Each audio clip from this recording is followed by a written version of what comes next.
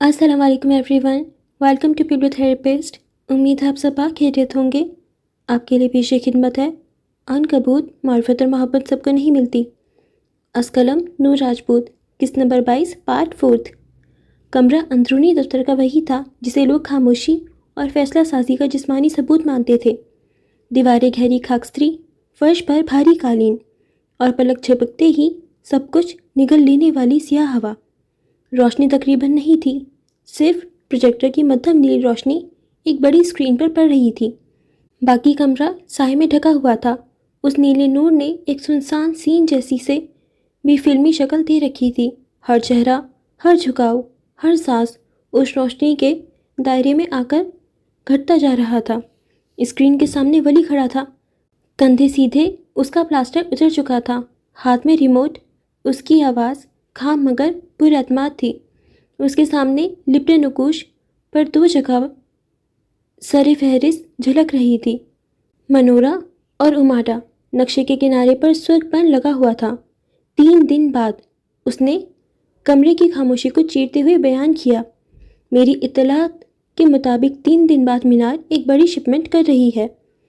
और रिमोट से स्क्रीन पर एक स्लाइड बदली। उमाड़ा का साहिली नज़ारा और एक ऑफ शोर का निशान। लोकेशन या तो मनोरा हो सकती है या उमाड़ा। मनोरा मतलब है ज़्यादा रिस्क, क्योंकि वहाँ नेवी की छावनी है।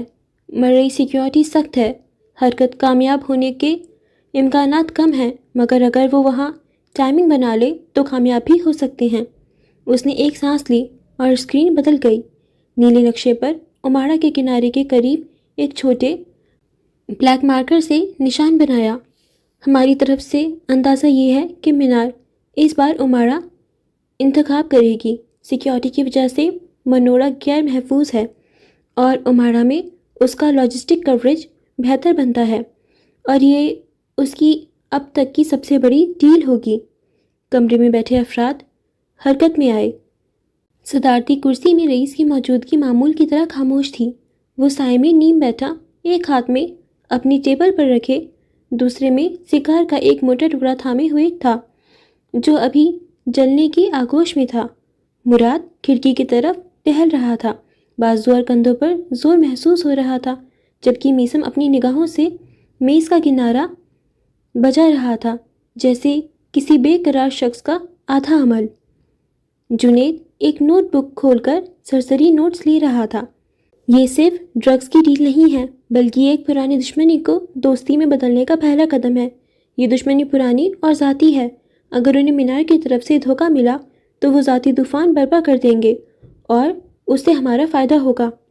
उसने रुक कर चारों को देखा। यकीनन सबको उसका पॉइंट समझ आ गया था। हमें ये डील रोकनी होगी, कुछ इस तरह कि उन्हें लगे कि मीनार ने उन्हें धोखा दिया है, इस तरह कि वो ग्रुप अपना इंतकाम मीनार पर नहीं बल्कि उस पूरे नेटवर्क पर चला सकता है। उससे 2 फ़ायदे होंगे, मीनार की तवज्जो हमसे हट जाएगी और दूसरा, हम एक ड्रग डील को नाकाम बना सकेंगे। और हमें क्या करना होगा? सवाल जुनेद का था। हमें ये देखना होगा कि मीनार ये डील कैसे तरतीब दे रही है। रईस ने अब अपनी सिगारी चिंगारियां बुझा दी और कमरे में छाई स्याही में सिर्फ उसके होठ की चाल दिखाई दी।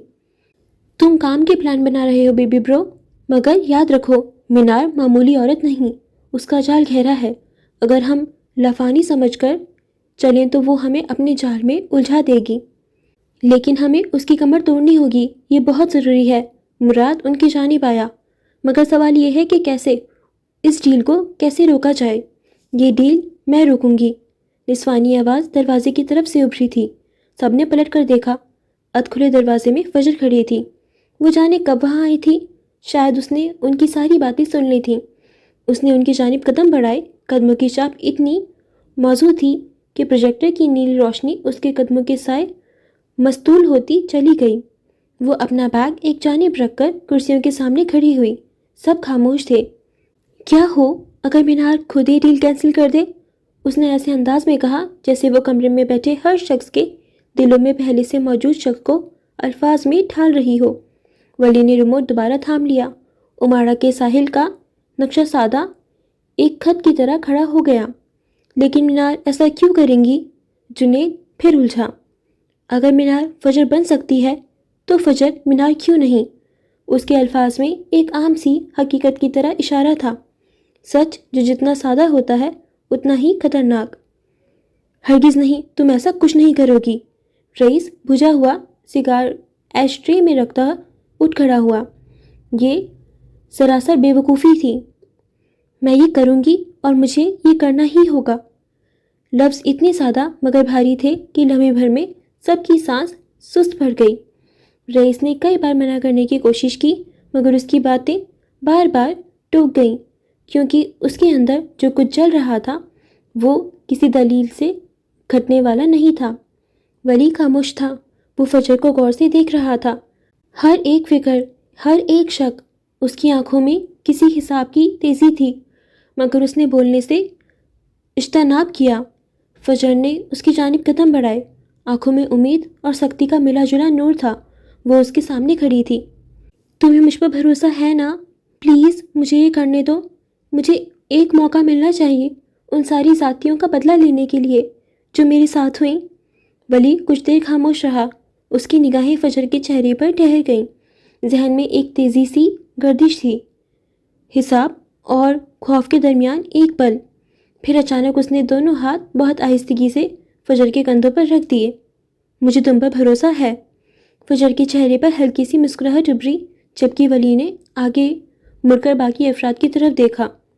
ہم یہ پلان کر سکتے ہیں، جبکہ رئیس کے چہرے پر انکار ابھرا۔ یہ بہت رسکی ہے، یہ میری جنگ ہے اور میں نہیں چاہتا۔ یہ صرف آپ کی جنگ نہیں ہے بگ بی۔ وہ اس کی بات کاٹ چکی تھی۔ رئیس خاموش ہوا۔ وہ جانتا تھا فجر کے الفاظ میں سچائی تھی، تیز اور کڑوی۔ اگر یہ صرف آپ کی جنگ ہوتی تو میں آج تباہی کے دہانے پر نہ کھڑی ہوتی۔ یہ ہم سب کی جنگ ہے اور ہمیں ساتھ مل کر لڑنا ہوگا۔ مراد کے ماتھے پر شکنیں پڑ گئیں۔ رئیس نے ایک گہری سانس لی، جبکہ محافظ خاموش کھڑا تھا، ریاست نما تحفظ بخش رہا تھا۔ میسم نے اس گھٹن کو توڑنے کے لیے بولنا شروع کیا۔ ہمیں پراپر پلاننگ کرنی ہوگی۔ کمرے میں ایک نرم سرگوشی سی ہوئی۔ سب نے اپنے اپنے خیالات کو ایک طرف رکھ کر ایک لمحے کے لیے ایک دوسرے کو دیکھا۔ پھر میسم نے خاموشی توڑی۔ ایسا نہیں کہ وہ تفصیلی نقشے کھینچ رہا تھا، بلکہ ایک عمومی راہ دکھا رہا تھا، ایک پردہ جس کے پیچھے کام آگے چل کر طے ہونے والا تھا۔ ہم اماڑا میں ایک شوٹ رکھیں گے یا کوئی لانچ جسے لگے یہ ایک بزنس دورہ ہے۔ ولی واپس اسکرین کی جانب مڑا۔ پروجیکٹر کی مدھم روشنی نقشے پر پھیل گئی۔ مراد نے ایک نقطہ اٹھایا، خوف اور احتیاط کی ملی جلی آواز میں۔ لیکن اگر مینار کو شک ہو گیا تو؟ وہ ویسے بھی ہماری ساری حرکت پر نظر رکھے ہوئے ہے، لیکن ہم پلاننگ کے ساتھ چلیں گے۔ ہم یہاں سے کل نکل جائیں گے اور باقی سب پلاننگ کے مطابق ہوگا تاکہ یہ بزنس دورہ لگے۔ اس پل ولی نے رئیس کی طرف دیکھا۔ ایک پل کو دونوں کی نظریں ملی۔ اس پل میں ایک گفت و شنید تھی جو لفظوں میں ادا نہیں ہوئی۔ ان دونوں کی آنکھوں میں ایک خلیج جذبہ تھا، حفاظت، استفادہ اور شاید ایک چھپی ہوئی تسلیم کہ یہ راستہ اب ناگزیر ہو چکا تھا۔ فجر نے آخری بار سب کو دیکھا اور کہا، اس کی آواز نرم مگر پختہ تھی، میں انتظار کروں گی۔ وہ باہر کی طرف بڑھی۔ پروجیکٹر کی نیلی روشنی اس کے پیچھے پیچھے اٹھی، اور جب دروازہ بند ہوا تو کمرے میں ایک خاص قسم کا طویل سناٹا رہ گیا۔ وہی سناٹا جو لڑائی شروع ہونے سے پہلے ہوتا ہے، خوف، امید اور ایک نامعلوم انجام کی خاموش دعوت۔ انہوں نے فی الوقت کسی تفصیلی پلان میں غوطہ نہیں لگایا۔ وہ جانتے تھے کہ اگلے دنوں میں ان کے پاس وقت کم ہوگا، مگر ابھی کے لیے یہ فیصلہ کافی تھا کہ فجر کو موقع دیا جائے۔ کمرے کی دیواروں پر پروجیکٹر کی روشنی مدھم پڑ گئی، اور اس کے نیلے سائے میں ہر چہرہ اپنے ایک نئے عہد کے ساتھ نظر آیا۔ ایک عہد جو شاید انہیں ان کی حدوں تک لے جائے گا۔ کمرے کا دروازہ جیسے ہی فجر کے پیچھے بند ہوا، فضا میں بوجھ سا اتر آیا۔ مراد نے کرسی سے پشت ٹکاتے ہوئے مصنوعی سی خوف سے کہا، یعنی ہم مافیا سے ٹکر لینے جا رہے ہیں؟ او خدایا! رئیس نے سر نگاہ اس پر ڈالی۔ لبوں پر ہلکی سی طنزیہ مسکراہٹ ابھری۔ وہی مافیا جس کی بیٹی کو تم اڈاپٹ کرنا چاہتے تھے؟ مجھے مستقبل تھوڑی پتا تھا، ورنہ اس نے برا سا منہ بنایا۔ پھر بھی تم کچھ نہیں کر پاتے اس سے پہلے ان کی کوئی… ٹھیک ہے، میں پلان تیار کر لوں، اس پر عمل آپ لوگ کریں گے، جلد ملتے ہیں۔ اس نے جنید کو اشارہ کیا۔ دونوں کمرے سے باہر نکل آئے۔ باہر دالان میں ہلکی روشنی تھی، کہیں دور سے سیکیورٹی وائرز کے ہلکے سینسر بیپ سنائی دے رہے تھے، مگر فجر کہیں نظر نہیں آ رہی تھی۔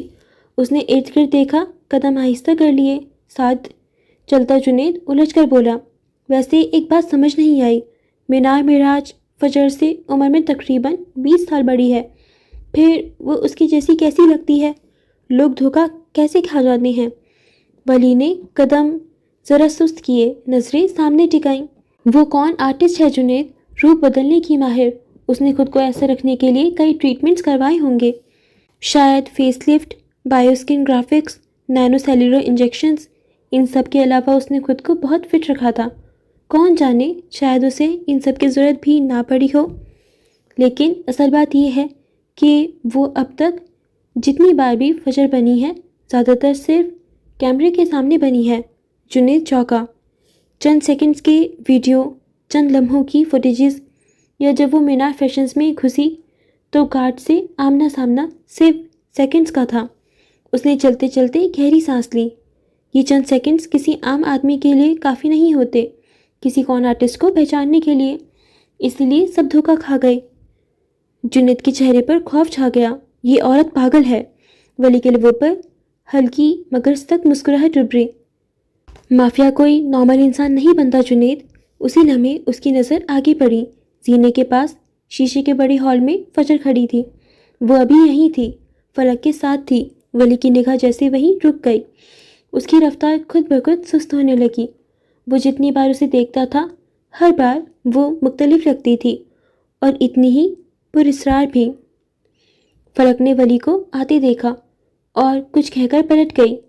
فجر نے آہستہ سا سر ہلایا اور پھر ولی کی طرف قدم بڑھائے۔ اس لمحے فضا جیسے لمحاتی سکون میں بند ہو گئی۔ ولی کا ہر قدم بھاری مگر نپا تلا۔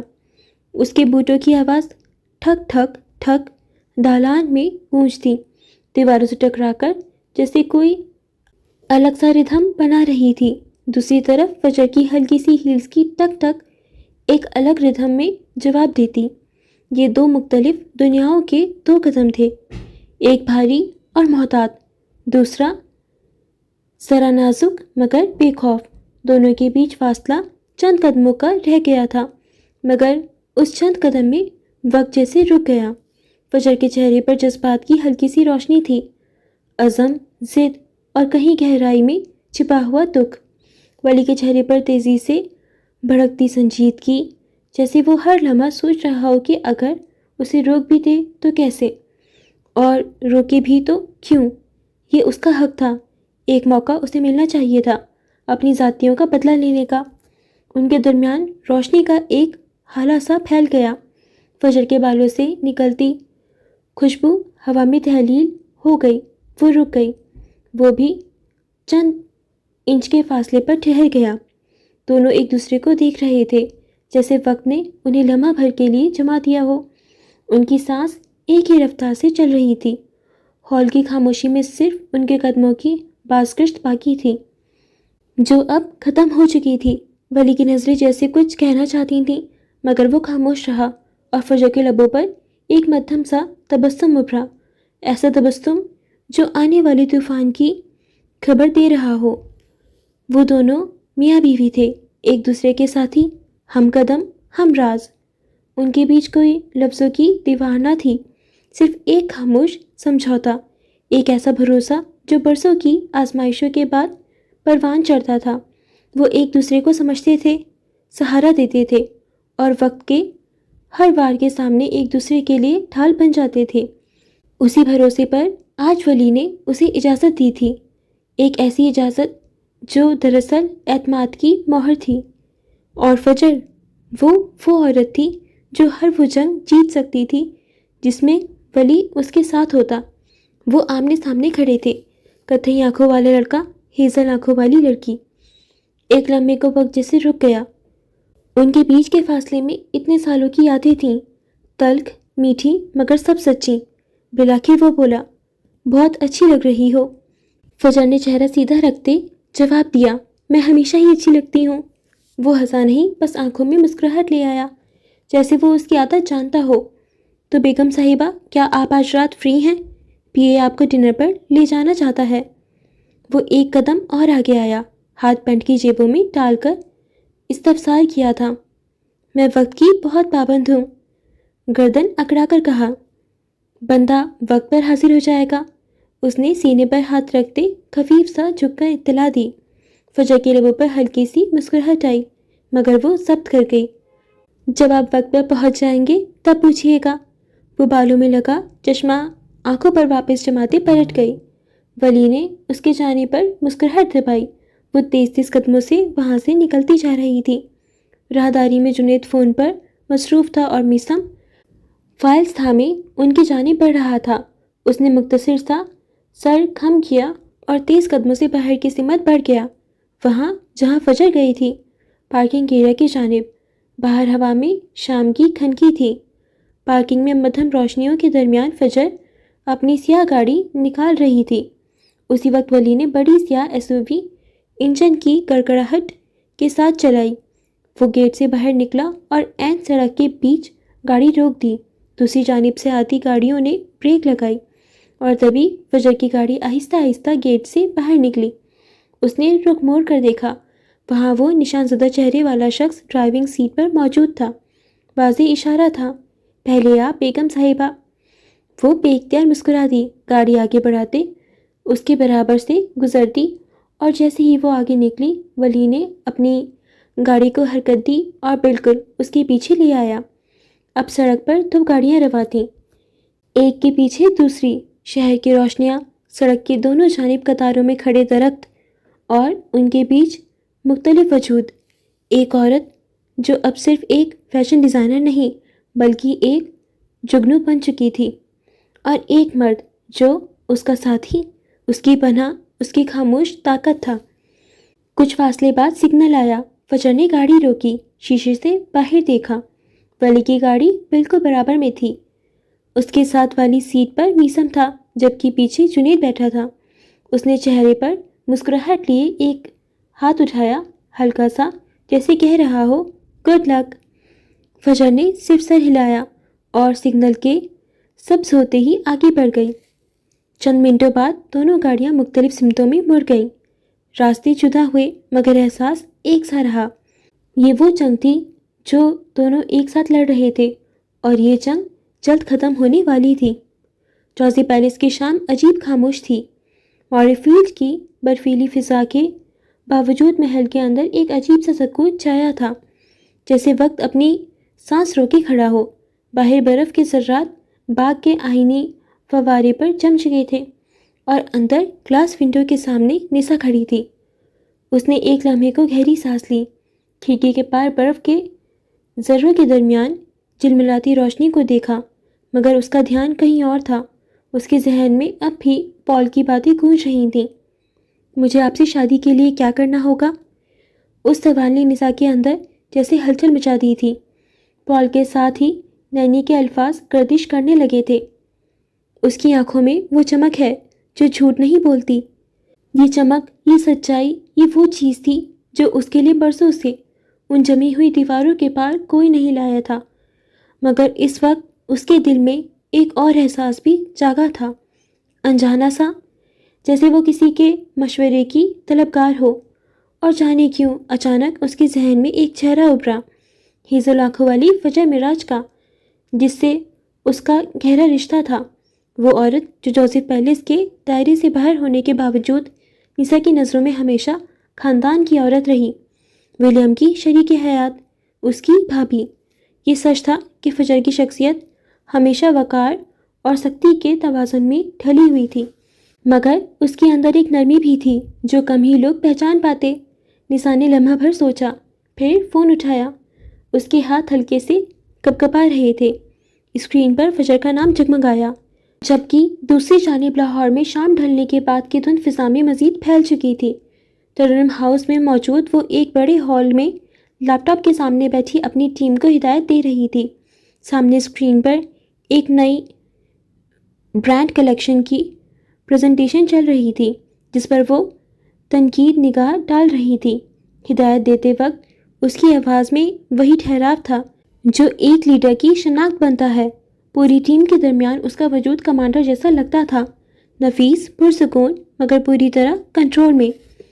وہ فائلز چیک کر رہی تھی جب اس کی ٹیبل پر رکھا فون بج اٹھا۔ اسکرین پر ایک انجان نمبر تھا۔ نمبر کے ساتھ ملک کا کوڈ چمک رہا تھا۔ کال اسکاٹ لینڈ سے آ رہی تھی۔ اس نے ایک نظر ڈالی اور اس نے مصروفیت میں فون اٹھایا۔ ہیلو، چشمہ آنکھوں پر سیٹ کرتے اس نے بے دھیانی سے کہا۔ دوسری جانب سے ایک نرم مگر ہلکا سا لرزتا ہوا لہجہ ابھرا۔ ہیلو، کیسی ہیں آپ؟ میں نسا جوزف بات کر رہی ہوں۔ ایک پل کے لیے فضا جیسے منجمد ہو گئی۔ فجر کے ہاتھ میں پکڑی فائل نیچے میز پر رک گئی۔ اس کی آنکھوں کے پیچھے ایک لمحے کو خالی پن چھا گیا۔ نسا جوزف؟ اس کے لبوں پر حیرانی کے ساتھ ایک مدھم سی مسکراہٹ بھی آئی۔ یہ جوزف پیلس سے پہلی کال تھی۔ کئی لمحوں تک وہ صرف خاموش رہی، جیسے کسی پرانے باب کے کھلنے کی آہٹ سن رہی ہو۔ دوسری طرف سے پھر وہی نرم لہجہ ابھرا۔ مجھے امید ہے آپ کو برا نہیں لگا ہوگا، بس مجھے آپ سے ایک ضروری بات کرنی تھی، کچھ اہم تھا تو سوچا آپ سے ڈسکس کر لوں۔ آخر آپ میری بھابھی ہیں۔ یہ سن کر فجر کے اندر جیسے کچھ بھرا سا گیا۔ بھابھی؟ یہ لفظ پہلی بار اس کی سماعت سے ٹکرایا تو دل کے کسی گہری تہہ کو چھو گیا۔ وہ لمحہ بھر کے لیے خاموش ہو گئی۔ گلاس ونڈو سے باہر دیکھنے لگی۔ باہر اترتی ہوئی شام کی دھند اسے اچانک خوبصورت لگنے لگی۔ ابھی کچھ دیر پہلے یہی دھند اس کے لیے اداسی کی علامت تھی، مگر اب جیسے وہ کسی نئے احساس سے لبریز ہو گئی تھی۔ آپ کیسی ہیں؟ نسا کی آواز میں نرمی تھی، وہی سادہ معصومیت جو اس کی عمر سے زیادہ دل کی تھی۔ فجر نے خود پر قابو پاتے ہوئے جواب دیا، میں ٹھیک ہوں، تم سناؤ؟ ماریفیلڈ کا موسم اب بھی اتنا سرد ہے جتنا ہمیشہ ہوتا ہے؟ نسا ہولے سے مسکرائی، ہاں، برف آج بھی ضدی ہے اور دل بھی۔ دونوں چند لمحوں کے لیے خاموش رہے، پھر نسا نے دھیرے سے کہنا شروع کیا، کیا میں آپ سے کچھ پرسنل ڈسکس کر سکتی ہوں؟ فجر کی نظریں اب بھی کھڑکی سے باہر تھیں، مگر دل پوری طرح متوجہ۔ ہاں بالکل، کیوں نہیں نسا، تم بلا جھجک بات کر سکتی ہو۔ شکریہ، مجھے اچھا لگتا ہے کہ آپ میری کیلیو رہر بھائی کی بیوی ہیں، اس نے اسکاٹش میں کہا تھا۔ یہ لفظ دوبارہ آیا، بھائی کی بیوی، اور فجر کے ہونٹوں پر خود بخود ایک مسکراہٹ کھل گئی۔ اس کے سینے کے اندر جیسے کوئی بند کھڑکی کھل گئی ہو۔ لاہور اور ماریفیلڈ کے درمیان ہزاروں میل کا فاصلہ تھا، مگر اس لمحے دونوں عورتیں ایک ہی احساس میں جڑی ہوئی تھیں۔ ایک کے گرد ماضی کے برفیلے زخم تھے اور دوسرے کے ہاتھوں پر راکھ کے نشان۔ دونوں نے درد دیکھا تھا، مگر شاید اب وقت تھا کہ وہ ایک دوسرے کو سنبھالیں۔ میں تمہاری بات سننے کے لیے یہاں ہوں نسا، جو کہنا ہے بلا جھجک کہہ دو۔ دوسری طرف خاموشی چھا گئی، مگر وہ خاموشی جو باتوں سے زیادہ بولتی ہے۔ نسا نے ہچکچاتے ہوئے کہا، کیا آپ کے پاس وقت ہے؟ میں چاہتی ہوں آپ کو دیکھ کر بات کروں۔ Video call? ٹھیک ہے، میں تمہارا انتظار کرتی ہوں، اس نے سمجھتے ہوئے جواب دیا، اور جیسے ہی کال ختم ہوئی اس کے چہرے پر ایک الگ سی چمک پھیل گئی۔ لاہور کی دن میں ترنم ہاؤس کی کھڑکی کے اس پار فجر کو یوں لگا جیسے اس کے ماضی کے بادلوں میں سے کسی نے روشنی کی ایک کرن بھیجی ہو۔ لیپ ٹاپ کی اسکرین نیلی روشنی میں نہا رہی تھی۔ اس نے چپ چاپ فائلز بند کی، انگلیوں سے کن پٹی دبائی، اور ایک لمحے کے توقف کے بعد وہ ویڈیو کال کی بیپ سننے لگی۔ چند سیکنڈز بعد اسکرین پر نسا کا چہرہ ابھرا، نرم مسکراہٹ، چیری جیسے سرخ بال جو شانوں پر بکھرے تھے، اور پس منظر میں جوزف پیلس کی زرانگیز جھلک۔ قدیم دیواریں، سنہرے فانوس اور دیوار کی کھڑکیاں، جیسے کوئی پرانی سلطنت زندہ ہو۔ نسا نے اپنے رنگ گلابی ہونٹوں پر مسکراہٹ سجا رکھی تھی۔ وہ بندکیوں والی ململی فراک میں تھی، کندھوں پر ہلکا سا اسکارف، جیسے اس کی معصومیت کے گرد کوئی ہالہ سا کھینچ گیا ہو۔ فجر کے لبوں پر ایک خاموش سانس رکا۔ جوزف پیلس، یہ نام سن کر ہی اس کے دل کی دھڑکن ایک لمحے کو الجھ گئی۔ جب سے اس نے ولیم جوزف کو اپنی زندگی میں قبول کیا تھا، اس کے اندر کہیں نہ کہیں اس محل کو دیکھنے کی خواہش جاگ اٹھی۔ وہ دیواریں جن کے سائے میں وہ بڑا ہوا تھا، وہ رہداریاں جن میں شاید اس کی ہنسی کی بازگشت باقی تھی، وہ کمرہ جہاں کبھی وہ خود کو دنیا سے الگ کر لیتا تھا۔ وہ جوزف پیلس کی دیواروں کو اپنے ہاتھوں سے چھو کر محسوس کرنا چاہتی تھی، اور اب جب اس کی اسکرین پر وہ محل حقیقت بن کر موجود تھا تو ایک عجیب سے احساس نے اس کی سینے میں گہری سانس بھری۔ کاش وہ ابھی وہاں ہوتی، نسا کے سامنے اسے قریب سے بیٹھ کر دیکھ پاتی، اس کے بالوں کے درمیان اس محل کی ہوا محسوس کر پاتی۔ فجر، آپ سن رہی ہیں؟ نسا نے نرمی سے پوچھا، اپنے اسکارف کو سنبھالتے ہوئے۔ ہاں، سن رہی ہوں۔ نسا کی مسکراہٹ ایک پل کو مدھم ہوئی، چہرے پر سنجیدگی اتر آئی۔ مجھے پال کے بارے میں ڈسکس کرنا ہے، وہ آہستگی سے بولی جیسے کوئی راز کھولنے جا رہی ہو۔ اور پال کون ہے؟ فجر کے سوال پر اس نے تفصیل سے پال کے بارے میں بتایا۔ ہائی اسکول کے زمانے تک ڈیڈ نے ہی پال کی تعلیم کا خرچہ اٹھایا تھا، وہ دھیرے دھیرے بتا رہی تھی۔ ڈیڈ کو پال پسند نہیں تھا کیونکہ اس کی وجہ سے ولیم نے پہلی بار ڈیڈ کو انکار کیا تھا۔ اس نے اسکول جانے سے انکار کر دیا تھا۔ اگر پال اس اسکول میں نہیں جائے گا تو وہ بھی نہیں جائے گا۔ فجر سنجیدگی سے سنتی گئی، یعنی ولیم نے مسٹر جوزف کو بہت ٹف ٹائم دیا تھا۔ اسکول کے بعد پال کہاں گیا کسی کو کچھ نہیں پتا تھا، اور اب سالوں بعد وہ ایک پولیس آفیسر کی صورت سامنے آیا ہے۔ ہیزل آنکھوں کے رنگ میں اب ایک ٹھہراو سا اتر آیا تھا، جیسے وہ کسی اجنبی مگر اہم کہانی میں کھو گئی ہو۔ نسا نے ایک ہلکی سی سانس لی۔ وہ مجھے عزت دیتا ہے، میری حیثیت سے نہیں، ولیم کی بہن یا جوزف کی بیٹی کی حیثیت سے نہیں، بلکہ ایک عورت، ایک انسان کی حیثیت سے۔ نسا کے لبوں پر خفیف کپکپاہٹ تھی۔ اور اب وہ مجھ سے شادی کرنا چاہتا ہے۔ یہ کہتے ہوئے اس نے نظریں چرا لیں، جیسے کسی چمکدار حقیقت سے آنکھیں جھپک رہی ہو۔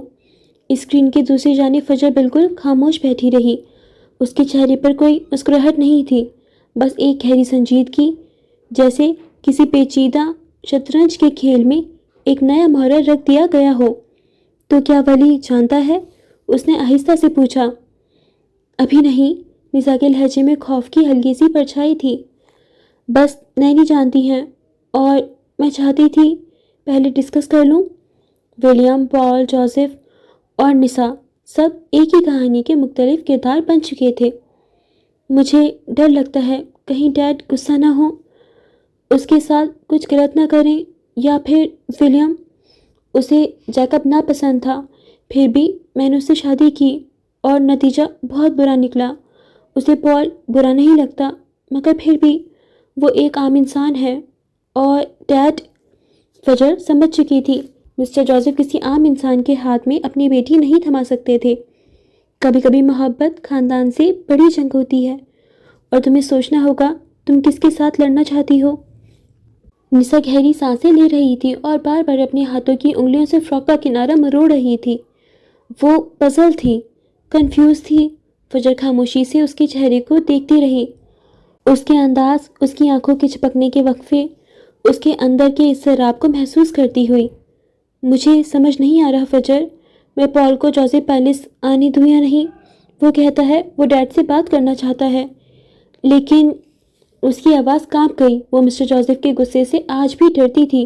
فجر نے سر تھوڑا سا ایک طرف جھکایا، آبرو کے خم میں نرمی تھی۔ تمہیں ڈر ہے کہ وہ انکار کر دیں گے؟ نسا کے چہرے پر ایک تلخ سی مسکراہٹ اتر آئی۔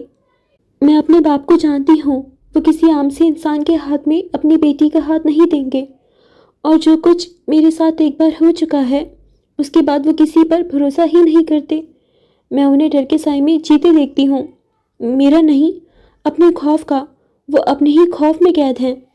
فجر کے چہرے پر اداسی کی ایک لہر دوڑ گئی۔ اس نے نسا کے چہرے پر نگاہ جمائے رکھی۔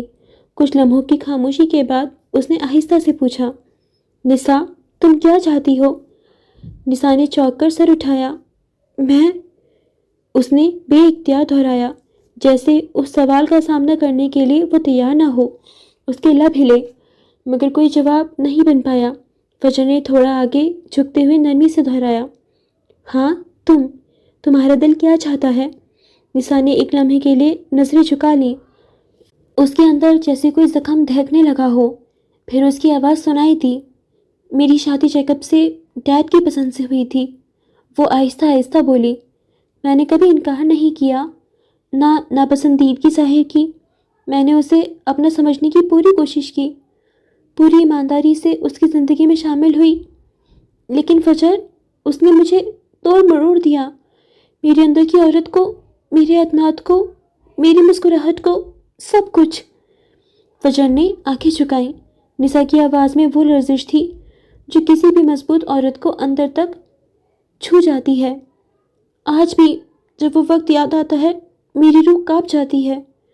اس نے سر پیچھے ٹکایا، گہری سانس لی، لیکن میں نے خود کو وقت کے ساتھ ہیل کیا، آہستہ آہستہ، اور تمہارے پروجیکٹ رانیہ کے بعد میں نے پھر سے جینا سیکھا۔ میں خود کے لیے جینے لگی۔ فجر کے لبوں پر ایک خاموش مسکراہٹ اتر آئی، اور اب؟ اس نے نرم لہجے میں پوچھا۔ اب؟ نساء کے لبوں پر ہلکی سانس نکلی۔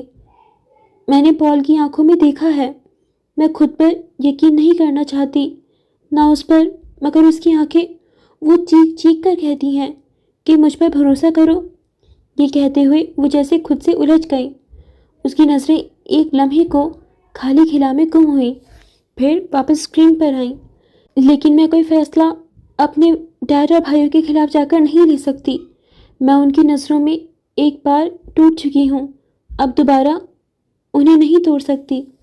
فجر نے اس کے لہجے کی نمی محسوس کی، مگر اپنی آواز کو مضبوط رکھا۔ نساء، اگر وہ اچھا لڑکا ہے تو یقیناً انکل، جارج اور ولی بھی اسے پسند کریں گے، لیکن سب سے اہم تمہارا دل ہے۔ خود کے ساتھ کسی قسم کی زبردستی مت کرنا، وقت دو، خود کو سنبھالو۔ جب لگے کہ تم واقعی نئی زندگی شروع کرنا چاہتی ہو، تب اسے ایک موقع دو تاکہ وہ خود کو جوزف خاندان کے سامنے ثابت کر سکے۔ نساء نے اس کی بات پوری توجہ سے سنی اور ایک لمحے کے لیے مسکرا دی۔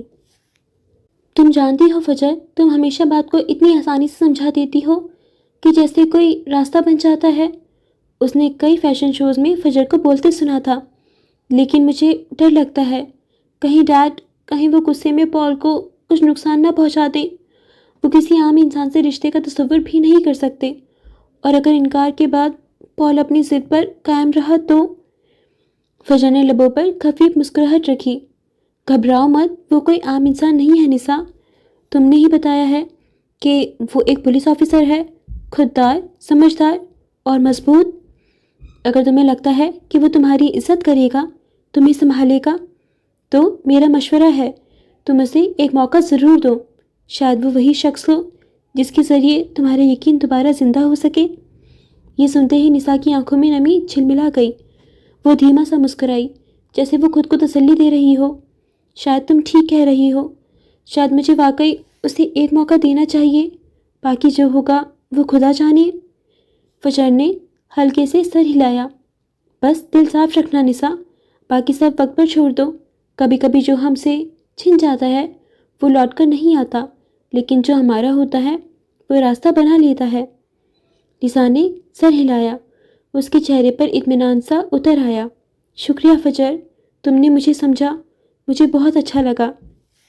فجر بس مسکرا کر رہ گئی۔ جوزف خاندان ایک ایسا خاندان تھا جو رازوں سے بھرا ہوا تھا۔ ولیم کی زندگی کے بہت سے پہلو دھیرے دھیرے اس پر آشکار ہو رہے تھے، اور ایسا لگتا تھا جیسے وہ ہر بار ایک نئے ولیم جوزف سے متعارف ہو رہی ہو۔ دونوں کے درمیان خاموشی چھا گئی، مگر وہ خاموشی پرسکون تھی، جیسے دو عورتیں، دو کہانیاں، دو زخم ایک دوسرے کو مرہم دے رہی ہوں۔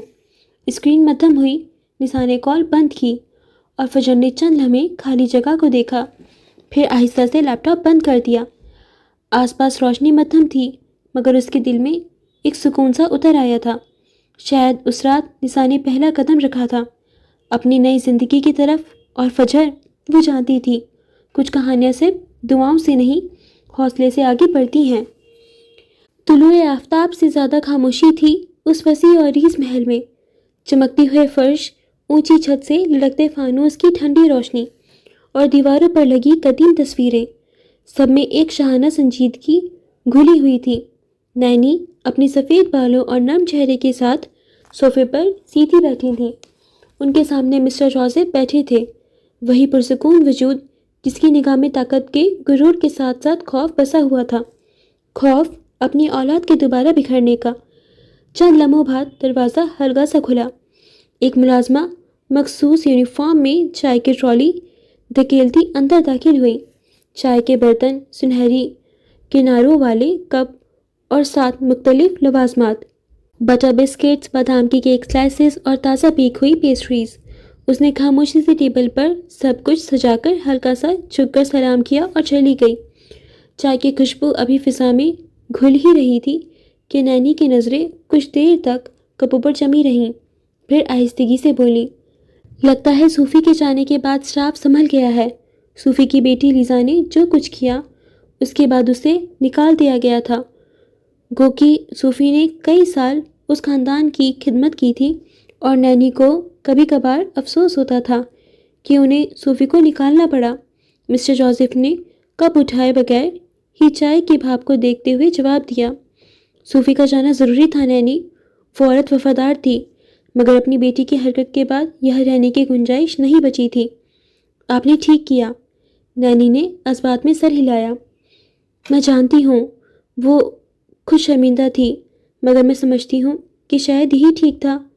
یہ پیلس ہے، کوئی عام گھر نہیں، یہاں بداعتمادی کی ذرا سی درار بھی بہت نقصان پہنچا سکتی ہے۔ مسٹر جوزف نے اب کپ اٹھا لیا۔ کپ کی دھیمی کھنک کے ساتھ ہی کمرے کی خاموشی پھر لوٹ آئی۔ وہ چائے کی ہلکی چسکی لیتے ہوئے بظاہر پرسکون تھے، مگر نینی کے انداز نے بتا دیا تھا کہ ان کے اندر اب بھی کچھ کھلبلی تھی۔ کچھ لمحوں کے توقف کے بعد نینی نے بات شروع کی، میں ایک اور بات کہنا چاہتی ہوں، انہوں نے ذرا جھجکتے ہوئے کہا۔ مسٹر جوزف کی آنکھوں کا زاویہ بدلا۔ جی فرمائیں۔ نسا کے بارے میں ہے۔ یہ نام سنتے ہی ان کے چہرے پر جیسے سرد چاندنی اتر آئی۔ وہ لمحہ بھر کے لیے جامد ہو گئے، کپ ہوا میں تھما، آنکھوں میں سختی آ گئی۔ نینی نے گہری سانس لی اور بات جاری رکھی، میں جانتی ہوں کہ آپ اسے دنیا کے ہر دکھ سے بچانا چاہتے ہیں، لیکن میں نے اسے پچھلے کچھ مہینوں میں بہت بدلتے دیکھا ہے۔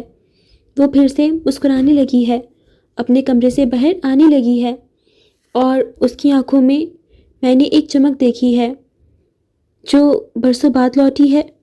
مسٹر جوزف کے چہرے پر کوئی تاثر نہ آیا۔ ان کے ہاتھ کی گرفت کپ پر ذرا سخت ہوئی۔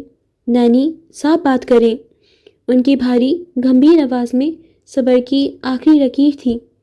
نینی نے ہلکے سے سر جھکا کر کہا، وہ پال کے بارے میں سوچ رہی ہے، وہی آفیسر پال جسے آپ نے خود کبھی اسکول کے زمانے میں مدد دی تھی۔ ایک سادہ ایماندار لڑکا ہے، آفیسر بن چکا ہے، اور وہ واقعی نسا کی عزت کرتا ہے۔ میں سمجھتی ہوں کہ اسے ایک موقع ملنا چاہیے۔ مسٹر جوزف کے چہرے پر ایک سایہ سا لہرایا، ان کے جبڑے بھیج گئے، آنکھوں کے کناروں کی رگیں نمایاں ہو گئیں، ایسا لگا جیسے کسی نے ان کے سینے کے زخم پر دوبارہ ہاتھ رکھ دیا ہو۔ ان کی آنکھوں میں وہی پرانا خوف تھا کہ کہیں تاریخ خود کو دہرانا دے۔ چند لمحے خاموشی کے گزرے، کمرے کی گھڑی کی ٹک ٹک سنائی دے رہی تھی۔ نینی نے سوچا شاید وہ اب کچھ بولیں گے نہیں، ان کے چہرے پر مایوسی چھانے لگی، مگر پھر مسٹر جوزف نے کپ آہستہ سے میز پر رکھ دیا۔ نینی، ان کی آواز اس بار پرسکون مگر برف جیسی سرد تھی، میں اپنی بیٹی کو کسی عام انسان کے ہاتھ میں نہیں دے سکتا، وہ جوزف پیلس کی شہزادی ہے اور ایک بار زخمی ہو چکی ہے، میں اسے دوبارہ خون میں نہیں نہلوا سکتا۔ نینی نے ہلکا سا سانس چھوڑا، میں سمجھتی ہوں جوزف، لیکن آپ یہ بھی تو جانتے ہیں کہ خوشی کبھی محلوں میں قید نہیں رہتی۔ اگر پال سچ میں اچھا انسان ہے تو صرف نسا کے لیے اسے ایک موقع ملنا چاہیے۔ کمرے میں دوبارہ خاموشی چھا گئی۔ مسٹر جوزف نے نظریں دیوار پر لگی ایک پرانی تصویر پر گاڑ دیں۔ اس میں چھوٹی سی نسا ان کے قریب بیٹھی مسکرا رہی تھی۔ چند لمحے وہ اسی تصویر کو دیکھتے رہے، پھر ان کے چہرے کے تاثرات آہستہ آہستہ نرم پڑنے لگے۔ ٹھیک ہے نینی، انہوں نے آہستگی سے کہا، آپ اسے بلا لیں، لیکن ذرا توقف کیا، میں اسے اپنی شرطوں پر پرکھوں گا، پھر فیصلہ کروں گا کہ وہ اس قابل ہے یا نہیں، اور اس دوران کوئی کچھ نہیں بولے گا۔ یہ کہتے ہی انہوں نے اطمینان سے چائے کا کپ اٹھایا، لبوں سے لگایا اور چسکی لیتے ہوئے نظریں دوبارہ سامنے جما دیں۔ نینی نے دل ہی دل میں شکر ادا کیا، چہرے پر ایک پرسکون مسکراہٹ ابھری۔ وہ جانتی تھیں یہ پہلا قدم تھا، اب سب کچھ پال کی قسمت اور اس کے کردار پر منحصر تھا، کیونکہ جوزف پیلس کے دروازے آسانی سے کسی کے لیے نہیں کھلتے، اور جو ایک بار اندر آ جائے اسے ثابت کرنا پڑتا ہے کہ وہ اس خاندان کا حصہ بننے کے قابل ہے یا نہیں۔ اوکے فرینڈز، تو آج کے لیے بس اتنا ہی، باقی ایپیسوڈ ہم نیکسٹ پارٹ میں کنٹینیو کریں گے۔ فرینڈز، میں بہت معذرت خواہ ہوں کہ میں آپ کے ساتھ ایپیسوڈ جلدی شیئر نہیں کر پا رہی تھی۔ میری کچھ اپنی مصروفیات تھیں جن کی وجہ سے مجھے وقت بالکل نہیں مل رہا تھا، بالکل بھی نہیں مل رہا تھا کہ میں ریکارڈنگ کر سکوں۔ آئی ایم ریئلی سوری کہ میں کنسسٹنٹ نہیں رہ پاتی ہوں، ریئلی سوری فار دیٹ۔ اب اگر ہم ایپیسوڈ کی بات کریں تو میں امید کرتی ہوں کہ آپ کو ایپیسوڈ اچھا لگا ہوگا۔ گائز، اسٹوری کافی زیادہ انٹرسٹنگ ہوتی جا رہی ہے۔ آبویسلی وی نو کہ یہ آخری ایپیسوڈ ہے اور سب کچھ اب ختم ہونے والا ہے، سب کچھ کلوز ہونے والا ہے، اور کہانی اس موڑ پہ آ چکی ہے کہ اب ہمارے سامنے زیادہ اور زیادہ کلائمیکس اور زیادہ سسپیشیس چیزیں آئیں گی۔ سو ہاں، اور زیادہ مزہ آ رہا ہے۔ اب دیکھتے ہیں کہ کیا ہوتا ہے۔ جو ولی نے پلان بنایا ہے، فجر مینار کا گیٹ اپ لے گی اور اس کی ہی گیٹ اپ سے اس کی ڈیل کو کینسل کروائے گی۔ کافی زیادہ انٹرسٹنگ ہوتا جا رہا ہے یہ سب۔ باقی بات کریں تو I am really happy for نسا، بیکاز ایٹ لیسٹ اس نے اپنے بارے میں سوچا، اپنے بارے میں ایک اسٹیپ لینے کی کوشش کی۔ گائز، مجھے جیکب اتنا جاہل انسان لگتا تھا نا، اتنا ذلیل انسان تھا وہ، کیونکہ اس نے جو نسا کے ساتھ کیا، مطلب میں تو اس کو انسان کی کیٹیگری میں کنسیڈر ہی نہیں کرنا چاہتی، اتنا گھٹیا ترین انسان تھا وہ۔ لیکن ہم کہہ سکتے ہیں کہ یہ نسا کی قسمت تھی، اس میں لکھا ہوا تھا، شاید اللہ اسے آزما رہے ہوں، اور جو کچھ بھی تھا ٹھیک تھا، اب ہو گیا، وہ اس آزمائش سے باہر آ گئی اور اس کی زندگی میں ایک اچھا انسان آ رہا ہے۔ اینڈ لٹرلی بتاؤں تو پال اس سے بہت محبت کرتا ہے، اس کی کیئر کرتا ہے، اس کو اس کے پاسٹ کے بارے میں پتہ ہے، بٹ وہ اس کو جج نہیں کرتا، اور اس کو پتہ ہے کہ اس کا باپ کیسا انسان ہے۔ مسٹر جوزف مجھے کبھی پسند نہیں آئے، انہوں نے بیچاری افق کو بھی پھنسا لیا۔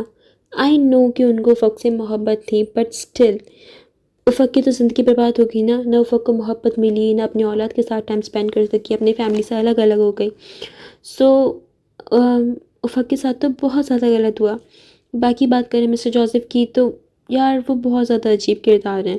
وہ پتہ ہے کچھ لوگ ہوتے ہیں جو مجھے لگتا ہے کہ کسی کے بھی سگے نہیں ہوتے، تھوڑی پوری نہیں بولوں گی میں، تھوڑی وہ اس کیٹیگری سے بھی ہیں، کیونکہ وہ اتنے زیادہ سیلف آبسیس انسان ہیں، وہ چاہتے ہیں کہ جو وہ کہنا چاہتے ہیں وہ ہو۔